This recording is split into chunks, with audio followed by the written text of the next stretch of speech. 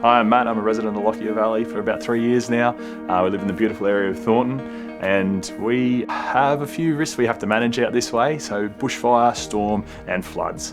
But today I'd really love to speak to you about bushfire preparedness. As you can see in this beautiful area, we're up on top of a hill, so some of the risks that we do have with it is that fire moves faster up a hill. So we want to essentially get a nice flat cleared area with good access for fire trucks to be able to get in to help us defend the property if we choose to stay. There's every reason we should be able to stay and defend our property if we're adequately prepared. But if we're not, it's probably advisable that we leave early and have an alternative plan. Every property is a little bit different.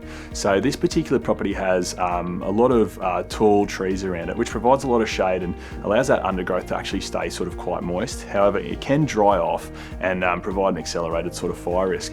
The main thing that I like to do is slashing and mowing, clearing that area around the property. So that's sort of the equipment side of things. So for me personally, it's a zero-turn mower, it's a tractor, but I realise that we don't all have access to those sort of things. So weed spraying is another effective method, or having livestock that can sort of move around those areas. I'm not a farmer myself, but I do live around a lot of local farmers, and I think that's a really important part of being prepared, is having a good connection with your neighbours, especially long-term residents and farmers that know the area and they know how to prepare and planned for these activities. Other things that are important to do is to clear your gutters, also to just again be thinking, what is the greatest risk for me? Is it probably fire moving up the hill?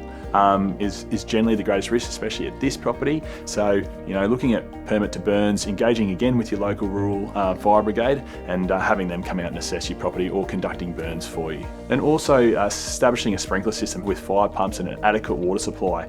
A water supply that you're not using for your household, that it's always there ready to go.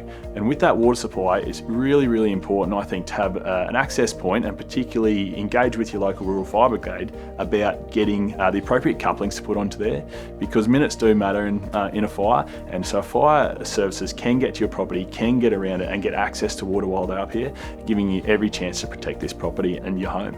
So get onto your local council and Queensland Fire and Emergency website and start looking at those, especially the bushfire preparedness plan and what to do in an emergency, and just building that sort of information and develop your own plan that's a little bit tailored to you. I think it's really important to find where you're going to get your information from, communicate with your neighbours and develop your own independent plan, and just have a list of at least what you need to do. Even if it's not always ready, just have a list so in that point of emergency you go, I've got 15 minutes to decide whether I'm going to stay or go, so I'm going to get things ready and so I know what I've got to do.